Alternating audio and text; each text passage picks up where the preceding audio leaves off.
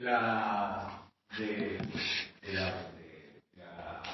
diapositiva, que dice, yo puse pensar siempre en EPI, o sea, en enfermedad pélvica inflamatoria. ¿Por qué? Estábamos hablando recién. Es una entidad muy frecuente.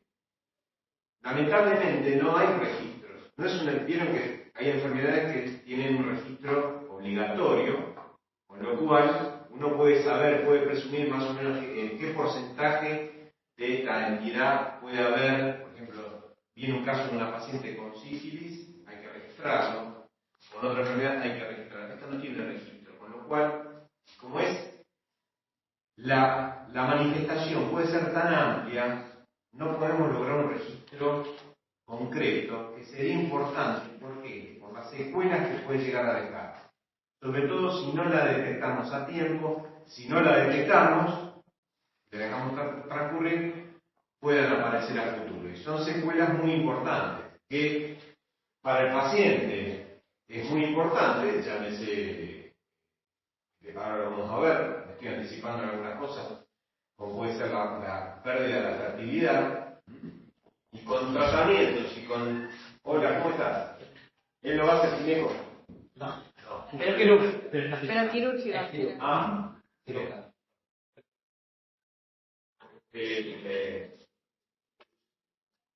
Y muchísima plata se pierde.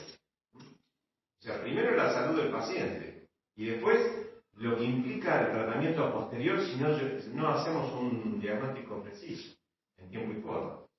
Uno tiene que pensar en eso también, porque ustedes van a ser agentes de salud. No es que solamente van a curar gente. Tienen que pensar a futuro de que ustedes tienen que preservar la salud en primera instancia, pero al mismo tiempo conservar el presupuesto de lo que tienen que utilizar. Entonces, es considerado un proceso infeccioso muy importante, eso lo hemos dicho, en la edad reproductiva. Es una patología muy frecuente. La falta de diagnóstico o tratamiento, lo que acabamos de decir, es lo que puede llevar a secuelas graves y compromisos de la fertilidad. Y siempre cuando aparece un paciente, femenino, obviamente, en edad reproductiva, con dolor en el abdomen inferior, sea derecho o izquierdo, ¿no? Si es derecho, se va a confundir un poco más con el síndrome de fusión ilíaca derecha, pero siempre piensen en una enfermedad inflamatoria pélvica. Siempre. No se lo saquen de la cabeza. Se caracteriza por una inflamación aguda o crónica, pero vamos a hablar fundamentalmente de la aguda, de lo que es el tracto genital superior. Cuando hablamos del tracto genital superior, hablamos del cuello del útero, cuerpo uterino, trompas y anexos. O sea, trompas y ovarios. Trompas y ovarios son los anexos. Nosotros siempre hablamos de los anexos, simplificamos, porque deberíamos hablar de trompa u ovario. Y el tejido obviamente celular adyacente, parametrios y todo lo que sea peritoneo y cualquier órgano que se encuentre en la pelvis, acompañado. ¿Cómo ingresa? Ingresa obviamente las características que hacen que la predisposición al ingreso, lo vamos a ver más adelante, pero sepan que ingresa por vía canalicular, desde vagina, por canal cervical, puede ingresar por vía hemática y puede ingresar también por vía linfática. Son los tres elementos por los cuales entran los gérmenes. Los gérmenes son característicos, no están relacionados a las infecciones que puedan aparecer durante el embarazo o posterior al embarazo, llámese las endometritis puerperales o las endometritis producto de ruptura de bolsa, de membranas oculares.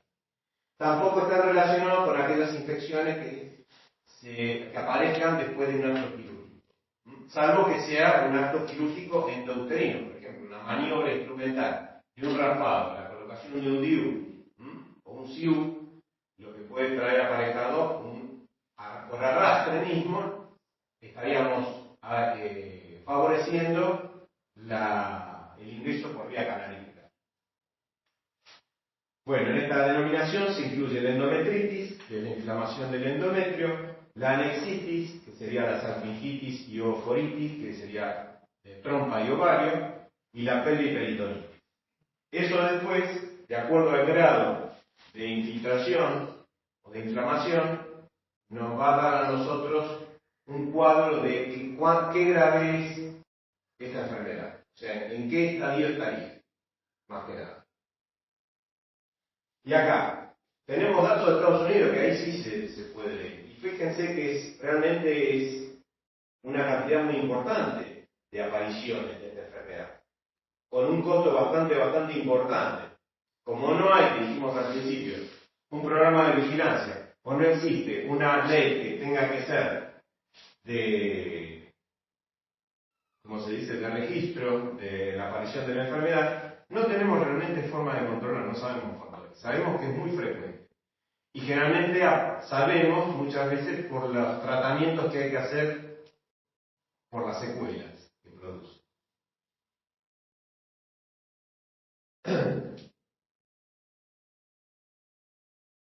Un dato con respecto a las secuelas. El 25% de las mujeres con un primer episodio van a experimentar una posibilidad mayor de embarazos ectópicos, de infertilidad o bajas fertilidad crónicas. La infertilidad tubaria ocurre en un 8% de las mujeres después del primer episodio, fíjense cómo va aumentando, un 20% después de 2 episodios y un 50% después de 3. O sea, las lesiones parecen exponenciales. Porque justamente de acuerdo al germen que actúe, van a ir lesionando la mucosa de endometrio, endocervix, endometrio de la trompa, que es justamente donde se produce la implantación. La unión del espermatozoide con el ovocito. ¿Cuáles son los factores de riesgo? Bueno, adolescencia y mujeres menores de 25 años. ¿Por qué? Porque hay una mayor actividad sexual, múltiples parejas sexuales. Esto no es ni discriminatorio, ni estigmatizante, ni nada. Es lo que, la realidad, o sea, lo que se ve. Es la foto de lo que uno ve, observa.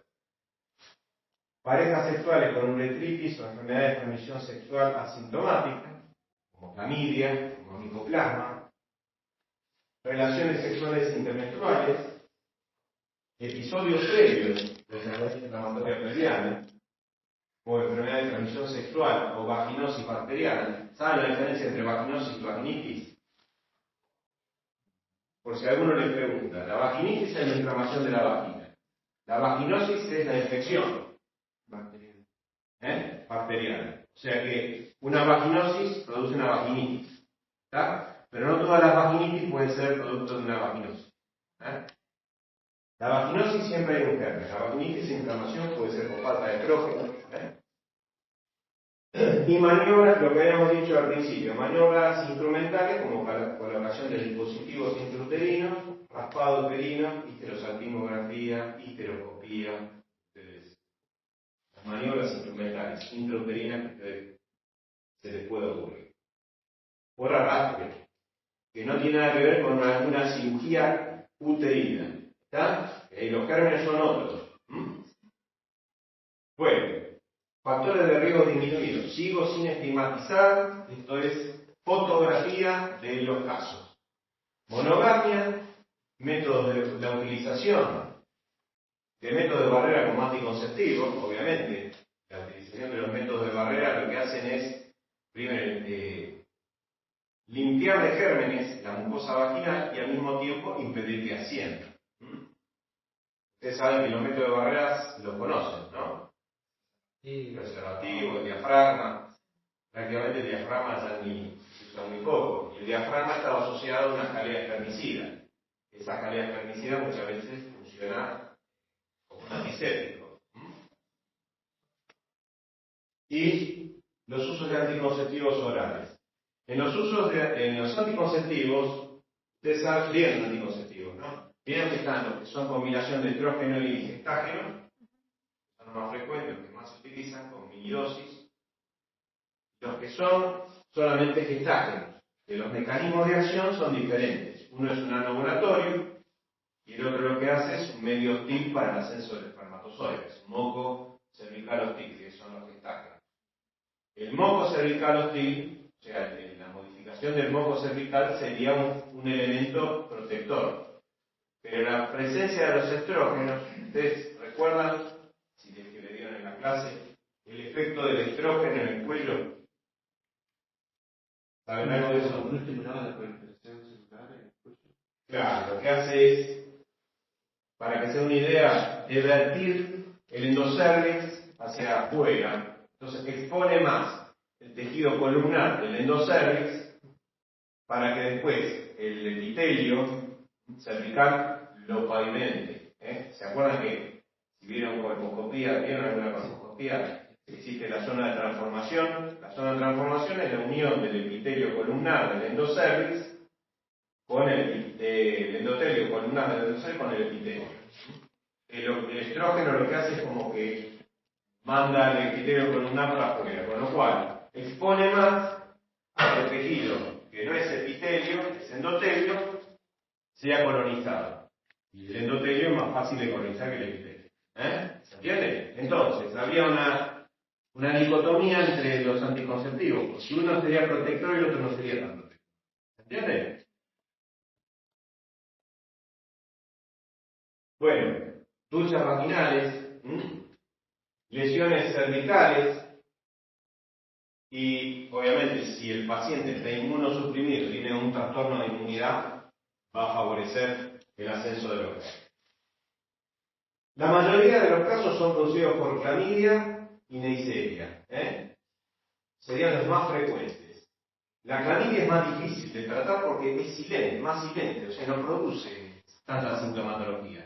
Por eso cuando veamos tratamiento van a ver que siempre hay combinaciones de aminoglucósidos con beta-lactámico más una tetraciclina. Siempre.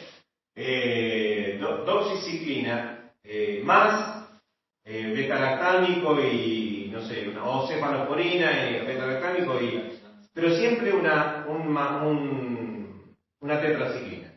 Justamente porque no tenemos, salvo que hagamos un cultivo, pero no tenemos la sintomatología que nos confirme la presencia, tanto de clamidia como de micoplasma. Bueno, ambas lo que hacen es lesionar el endotelio, y por ahí entran, y alteran el mecanismo de depuración, por ejemplo, tanto la trompa, ¿no? La actividad tubaria, como el endometrio, tienen mecanismos de defensa que son la trompa, mecanismos como ciliares, que van expulsando todo el contenido, y el endometrio también. Ese mecanismo se vería interferido por esto, por la actividad inflamatoria sobre esto, que serían elementos protectores. Y acá están los gérmenes que se podrían aislar si uno tuviese la posibilidad, muchas veces no la van a tener. Por eso es que siempre hay que pensar, y si tenemos el diagnóstico confirmado, tratarlo. Y después vamos a ver cuántos tipos de tratamientos hay. Las bacterias, tenemos aerobias y anaerobias. Dentro de las aerobias tenemos la Gardnerella, Enterobacterias, la Escherichia coli, Proteus, Klebsiella y Streptococcus de grupo B. Y de las anaerobias, el Mycoplasma, Ureoplasma, Actinomyces, Mycobacterium, Haemophilus y Momiuncus. Esas serían las bacterias más, digamos, diagnosticadas por cultivo, ¿no? Bueno. De acuerdo a la patogenia, tendríamos una enfermedad inflamatoria pelviana primaria o ascendente, que sería canalicular, linfática o por vía hemática, y una secundaria o por contigüidad, que sería otro proceso del abdomen inferior que por contigüidad afecta al aparato reproductor, que serían las apendicitis, diverticulitis y endometritis pelviana. Endometrosis, perdón. La endometrosis sabe lo que es, ¿cierto? Es una entidad también bastante compleja, difícil de tratar y que trae aparejado muchísima sintomatología y muchas veces deja lesiones que son irreversibles al punto tal de que más que irreversibles serían, a ver cómo decirlo, Bueno, son lesiones que requieren la extracción de órganos. O sea, ustedes saben que hay una frase muy frecuente que dice, y muy común, que cuando aparece una enfermedad, lo primero que hay que salvaguardar es la salud, o sea, la vida, después el órgano y después la función. Bueno, muchas de estas, la endometriosis y la EPI, nos obligan a tener que salvar la vida y llevarnos puesto el órgano y la función. Bueno, cuadro clínico. El diagnóstico siempre inicialmente es clínico, nunca vamos a tener un diagnóstico por algún estudio, o sea, siempre va a parecer clínico. Y los síntomas pueden estructurarse en criterios mayores y criterios menores. Ténganlo presente. Ustedes no es que se tienen que estudiar de memoria cuáles son los criterios mayores, cuáles son los criterios menores, después con la sumatoria de uno mayor más dos menores. Eso lo tienen que tener en la cabeza, más o menos ustedes se van a dar cuenta, pues son síntomas claros, son síntomas muy precisos. Por ejemplo, criterios mayores. Dolor en el abdomen inferior, o sea, del ombligo para abajo. Presente siempre en el 95% de los casos. O sea que ahí ya tenemos. Generalmente el paciente va a venir con dolor abdominal. El dolor puede ser persistente, variable, pero es dolor. Punto. No le demos más vuelta. No se grabe lo demás. Dolor en el abdomen inferior. Puede ser que se manifieste con dolor en los anexos. O sea, me duele el ovario, me duele la panza de este costado. Puede ser. Puede ser que el dolor sea solamente cuando al examen se movilice el cuello del útero y el útero. Y se pueda tocar una masa palpable. Entonces, si tenemos dolor abdominal en el abdomen inferior, si el dolor es de alguno de los dos lugares, no necesariamente de los dos, y aparte tocamos dolor al movilizar el cuello y masa palpable, ya tenemos un criterio mayor. Y todavía ni le tomamos la temperatura. Ni hicimos laboratorio, ni hicimos nada, simplemente con esto. Recuerden, dolor en el abdomen inferior, dolor en la movilización cervical, o sea, dolor uterino, y la aparición de una masa palpable. Y después los menores. Temperatura, fiebre, aumento de los glóbulos blancos, secreción purulenta por cuello, material purulento de cavidad peritoneal, esto puede ser solamente si lo obtenemos mediante una laparoscopía, porque después existe también un diagnóstico laparoscópico de esta entidad. Flujo amarillento, un purulento y cultivo cervical para clamidia. Fíjense que acá, de todo esto, si viene el paciente en el consultorio, estoy hablando de la guardia, que es lo que van a ver ustedes. Ustedes no van a tener ningún examen laparoscópico y por ahí ni siquiera tiene cultivo para clamidia o micoplasma. Pero sí van a poder tomar temperatura y sí van a poder hacer un recuento de glóbulos blancos. O sea que con criterios mayores, que es el dolor abdominal, dolor en mi abdomen inferior, de un lado o del otro, movilización dolorosa y masa palpable, más fiebre ya tenemos. No es tan difícil. Otros signos, bueno, pueden aparecer lo que se les ocurra, todo lo que es irritación peritoneal, náuseas, vómitos, dispareunia, dolor bueno, saben lo que es la dispareunia, ¿no?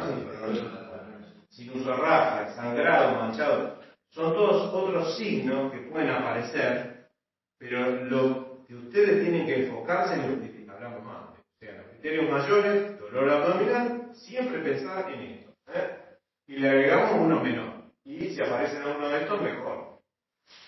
Ya con esto ya estamos autorizados a tener que tratar. Si el cuadro lo permite en forma ambulatoria, y si no lo permite, en internación, y si no lo permite, en internación solamente, internación y quirúrgica. Por ejemplo, un criterio mayor más un criterio menor, tenemos un 78% de especificidad. Ténganlo presente, nadie le va a preguntar qué porcentaje de... Nadie le va a preguntar eso, pero sepan más que nada cuáles son los criterios mayores, cuáles son los menores. y de los mayores y de los menores cuáles son los más frecuentes.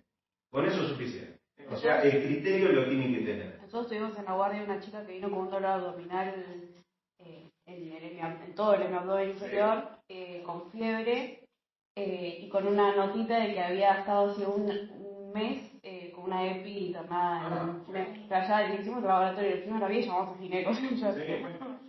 Acá ya tenían más o menos un machete armado, pero cuando te llega así, en las guardias es el eterno, tenés que armar un ring y ahí ginecólogos y cirujanos generales se empiezan a disputar el paciente. O para sacárselo de encima o para operarlo.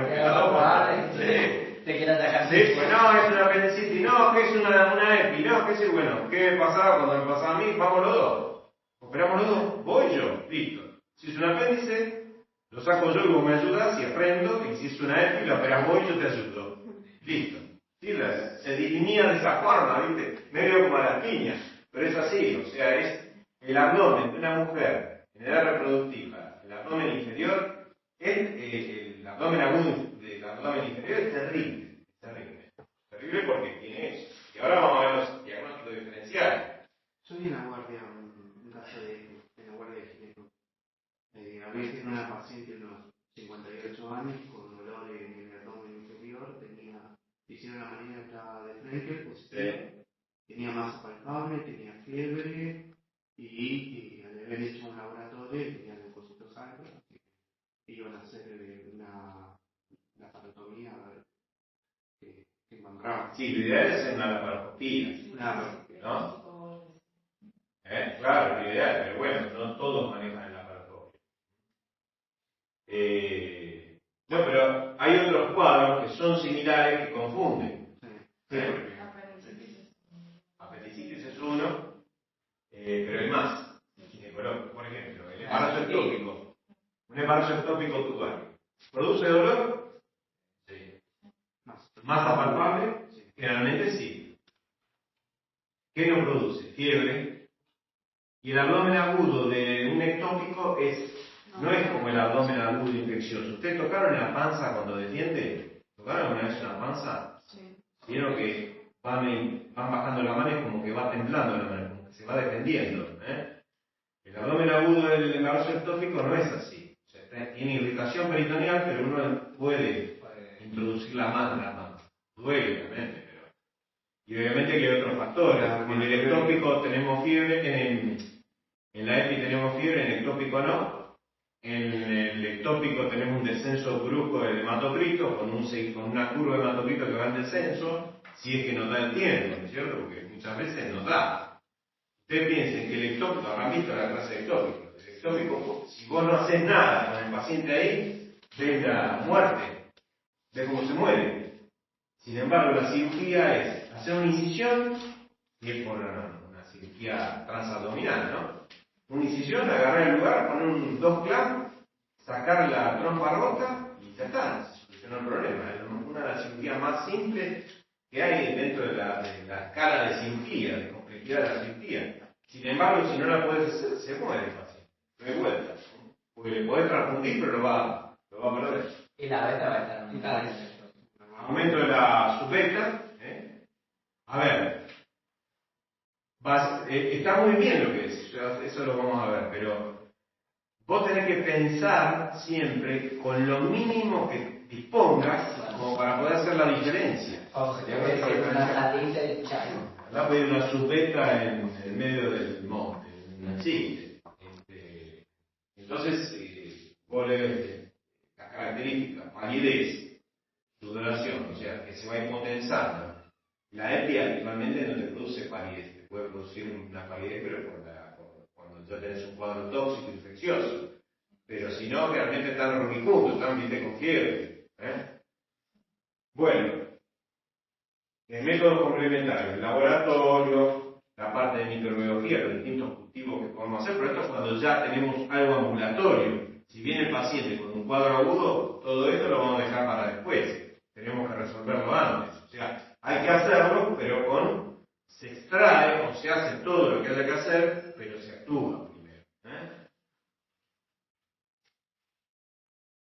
Bueno, hay una clasificación laparoscópica, que que es diferente a la clasificación clínica, digamos, que la puede dividir en leve, moderado, severa. Sí, nadie le va a preguntar aparte, muy raro que pregunte.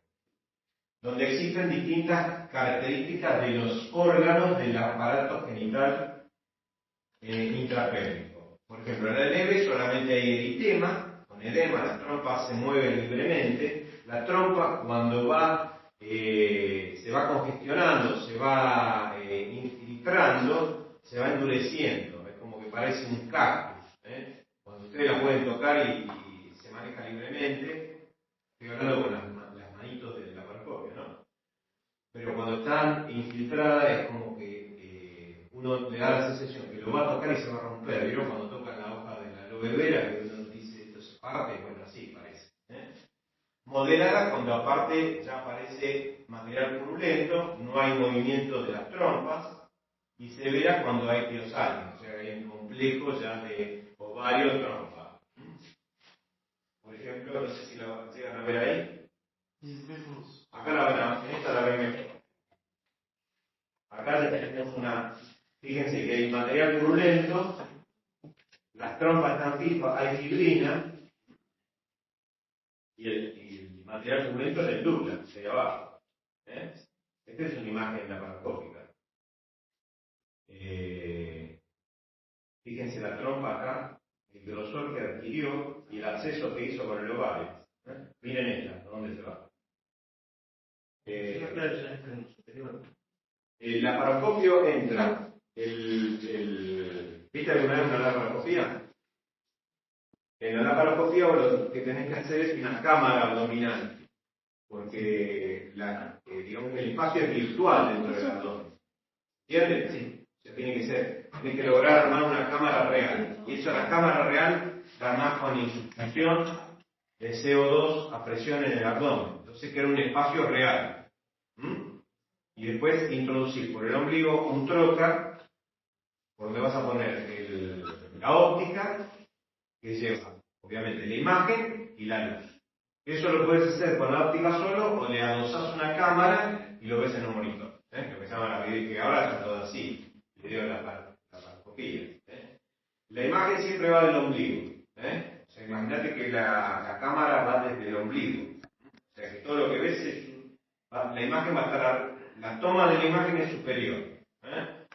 Y lo que veas lo vas a ver abajo. ¿Puedes tocar ahí un poco el cable? Yo Sí, se movió un poquito y está más. ahí. Multicolor. Bueno, y después tenemos la clasificación clínica. Esta sí por ahí le pueden preguntar. EPI grado 1, grado 2, 3 y 4. Esta sí le pueden llegar a preguntar. En la 1 tenemos, obviamente, inflamación de la trompa, más inflamación del endometrio, salpingitis y endometritis, o una o la otra, no necesariamente las dos. No hay peritonitis,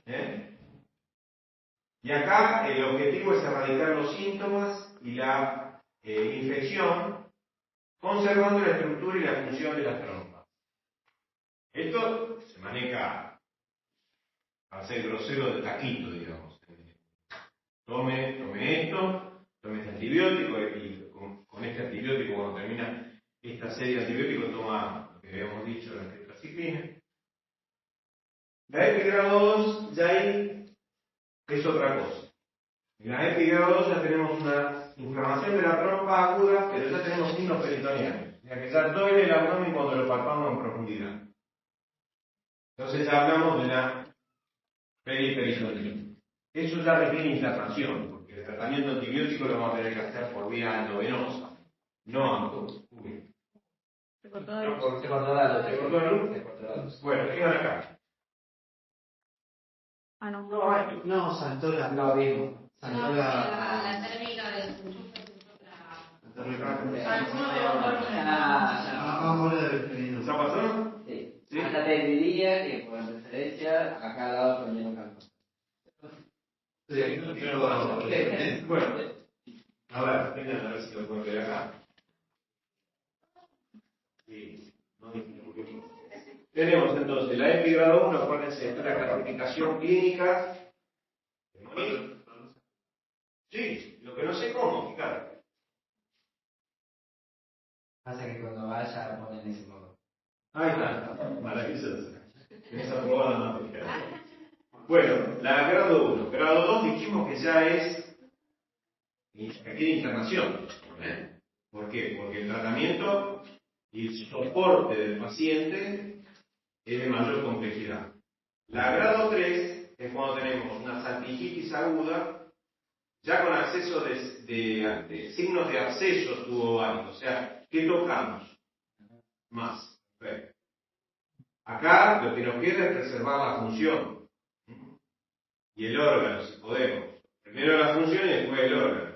Y después la EPI grado 4, cuando ya hay una ruptura de la masa esa. De ahí ya tenemos una periperitonitis con un componente que puede poner en riesgo la vida del paciente.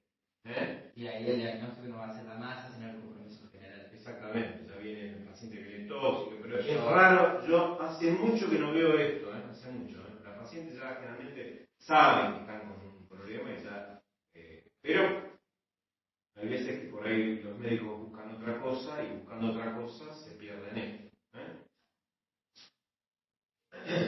Bueno, los diferenciales. Tenemos ginecológicos y no ginecológicos. Lo que habíamos dicho, todo lo que provoque, es bravo, porque todo lo que provoque dolor abdominal ginecológico es un diagnóstico diferencial. De ahí tenemos la endometriosis, no vamos a tener fiebre, sí podemos tener masa tumoral. Ustedes piensen en el cuadro de la endometriosis nada más. Obviamente no vamos a tener leucocitosis, vamos a tener en el ectópico, en la EPI. ¿Se entiende? Sí, Si el dolor está asociado con el ciclo. Si el dolor está asociado, exactamente, porque cuando justamente en la endometriosis leve, medianamente leve, severa, las manifestaciones se dan con el ciclo, después están los dolores crónicos, la manifestación crónica del dolor. ¿Habrá vuelto? Sí, porque la zapatilla. Se prendió porque no.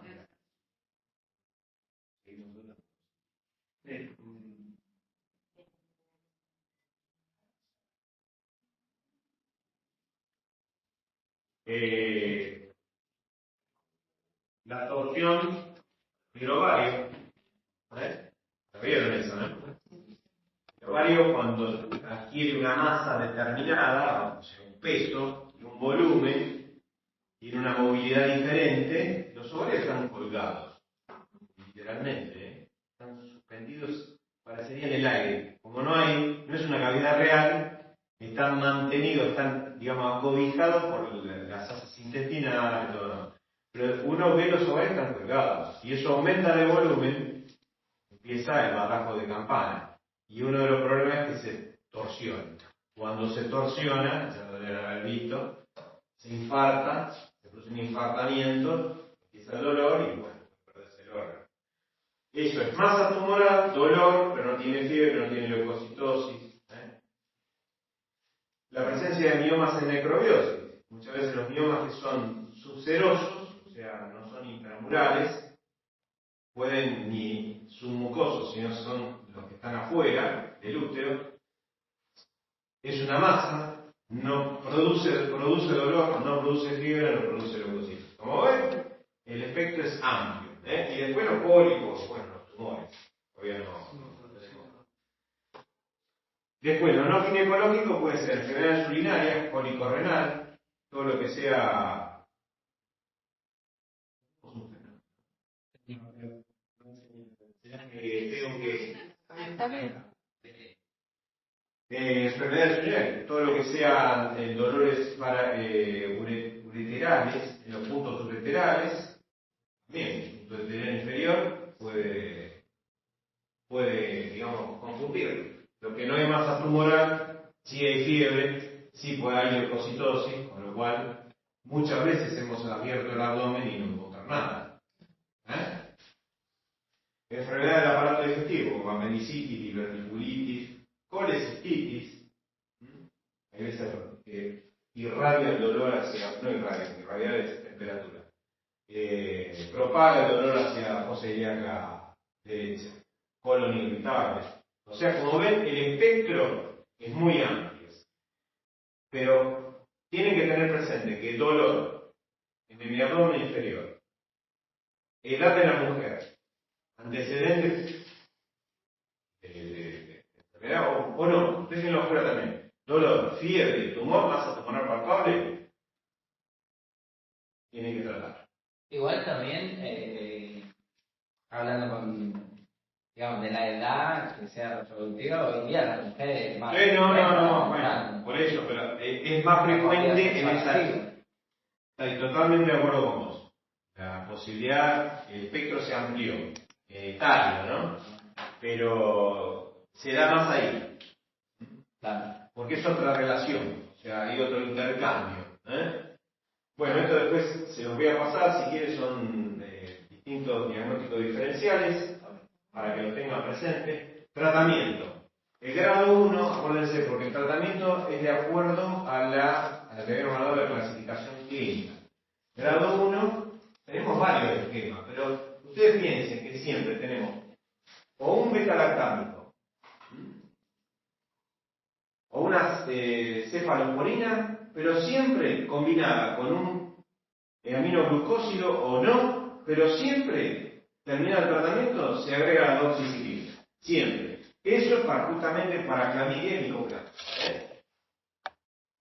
O sea que esquema, lo que quieran. Después esto se los paso así lo tienen, pero nadie me va a preguntar, dígame que es el esquema número 2 de la... Que sepan que pueden combinar los beta-lactámicos con aminoglucósidos. El beta-lactámico tenemos aminopenicilina, cefalosporina, o podemos combinar, ¿cómo es? Las quinolonas, No hace falta dar metronidazol sí o sí, ¿no? O sea, Vos el metronidazol lo podés dar, lo podés combinar, pero si pusiste ¿cómo es? El aminoglucósido, el metronidazol lo vas a pensar si vos estás sospechando de un anaerobio, más que nada. Pero el anaerobio suena y huele y es diferente. Si vos tenés una sospecha de que pudo haber iniciado el proceso algo externo al aparato reproductivo, ¿se acuerdan cuando dijimos que puede ser o una apendicitis que por continuidad, o una ¿cómo se llama? Diverticulitis rota por continuidad, vos sospechás que es o lo ves, por ahí lo ves, entonces ahí sí completás con metronidazol. Una vez que se va de alta, cuando se va de alta, se le receta la doxiciclina, tome esto 10 días, tanto, 2 veces por día, chao. Bueno, paciente internada, grado 2, 3 y 4, o grado 1 con DIU incluido, porque le tenés que sacar el DIU. Si el paciente tiene DIU, lo tenés que sacar y le tenés que avisar, obviamente, que el paciente queda sin anticoncepción. O si es un SIU, sin anticoncepción y sin tratamiento de progestaje. Le avisan al paciente, lo extraen porque puede ser el elemento que lo produjo. Entonces, grado 2, 3 y 4, distintas combinaciones. Clindamicina, gentamicina, cefoxitina o cualquier cefalosporina, y siempre terminado el tratamiento la doxiciclina.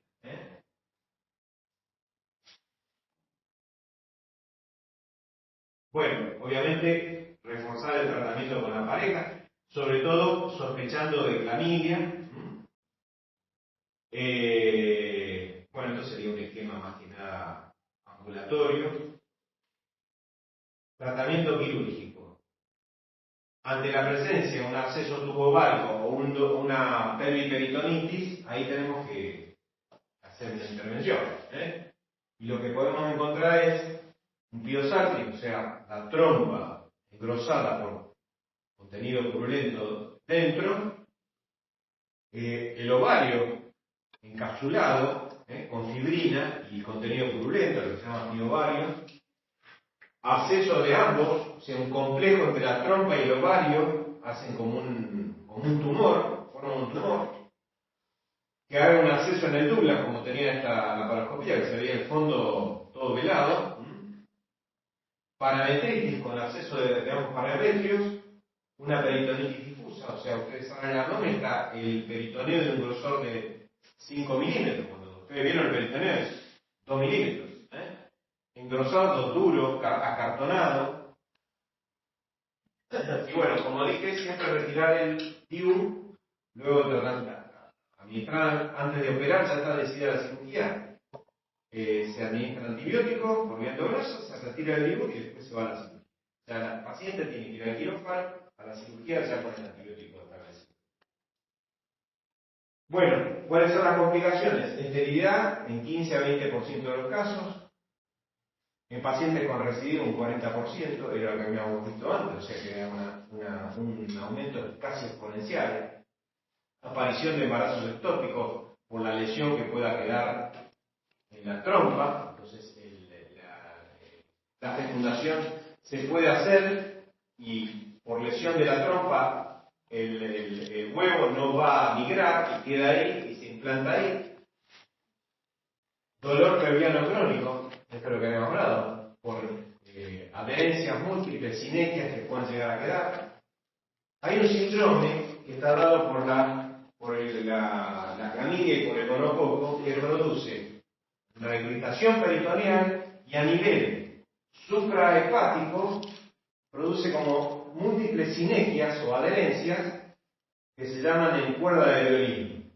El síndrome se llama Fitzhugh-Curtis.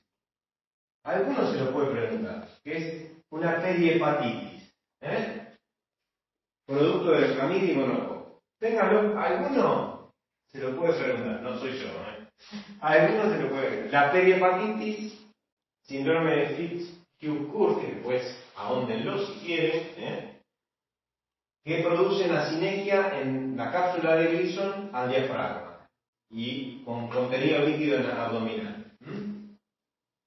Y bueno, lo último que puede pasar, muerte por sepsis, por tromboflebitis séptica y una peritonitis, ¿no? Sería, digamos, la complicación la menos esperada.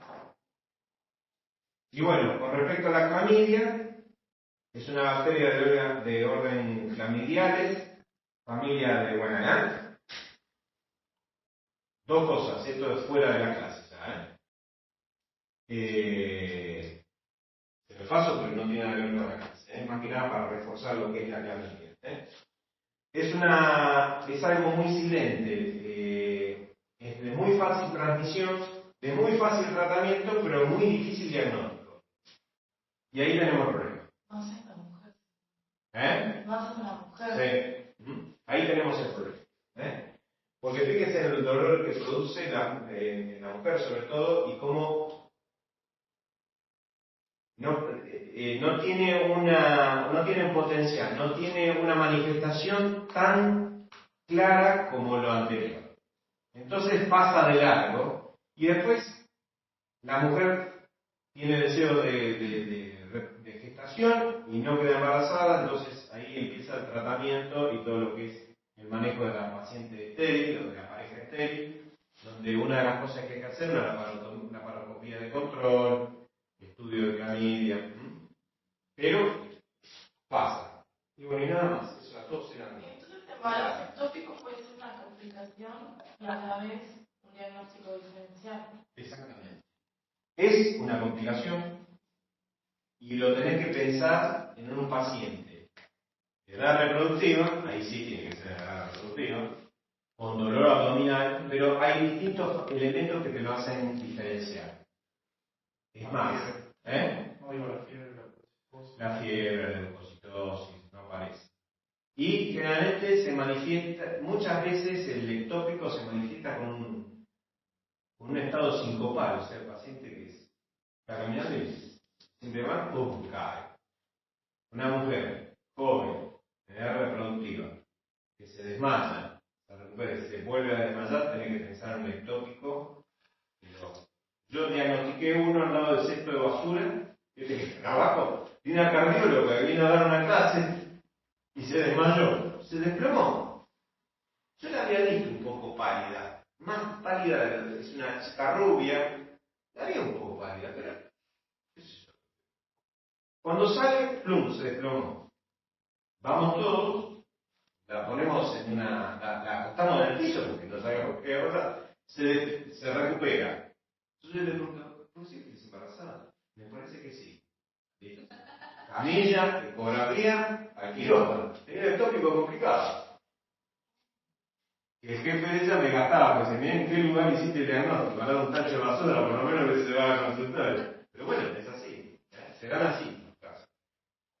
¿Alguna pregunta? Sí, digamos, el momento del contacto con el microorganismo, Sí. la que llega a una EPI, hay un promedio, calculo que depende del microorganismo, pero... Claro, depende de tu estado inmunológico. Sí. Depende de las características y qué grado de lesión pueda llegar a tener, tanto en endocervix, exocervix o en algún, digamos, en endometrio. O sea, la puerta de entrada, ¿cómo es?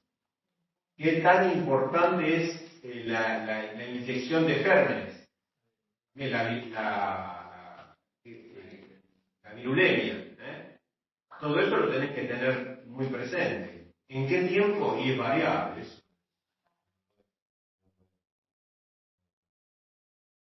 Pero se ve, ¿eh? Así que siempre piensen en eso. Por favor, bájense con esta frase. La última del primer slide. Siempre piensen en eso, porque se pueden salvar muchas cosas, ahorrar muchas cosas.